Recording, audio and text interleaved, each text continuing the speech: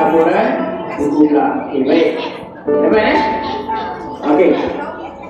Untuk taliban ini, Ustaz akan bukan kepada 11 kumpulan. Setiap kumpulan awak akan dapat satu guru pembimbing. Guru itu akan tolong awak dari awal.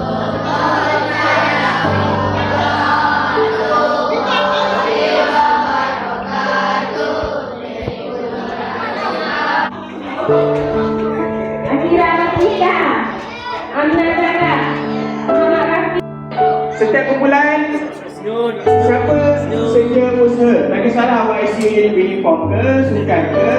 Okey, bangun. SU sahaja, bangun. SU sedia usaha. Kalau lebih kotak pensel awak dalam beg. Okey, okey tak? SU saja. Okey tak? Ambil kotak pensel awak.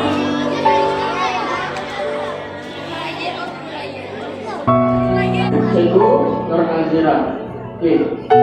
Pastikan awak dengar dan lakukan aktiviti yang diminta. Boleh? Boleh tak boleh?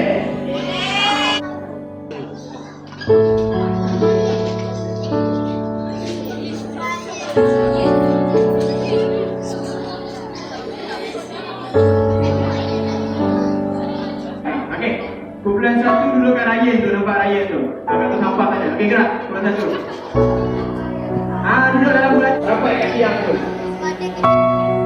Awanina. Sedap bebek. Awak suka? Awak suka? Awak ni dah masuk pun nak meniru Kak Bena.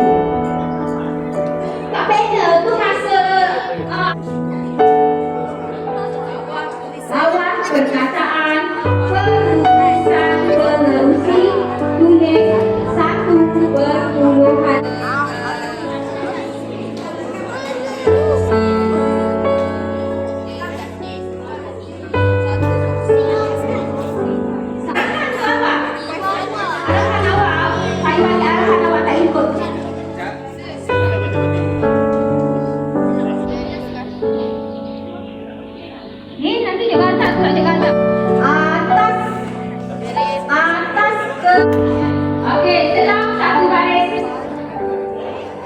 Dalam satu baris di bahagian tepi, di bahagian warna yang kecil tulis 2/sifat.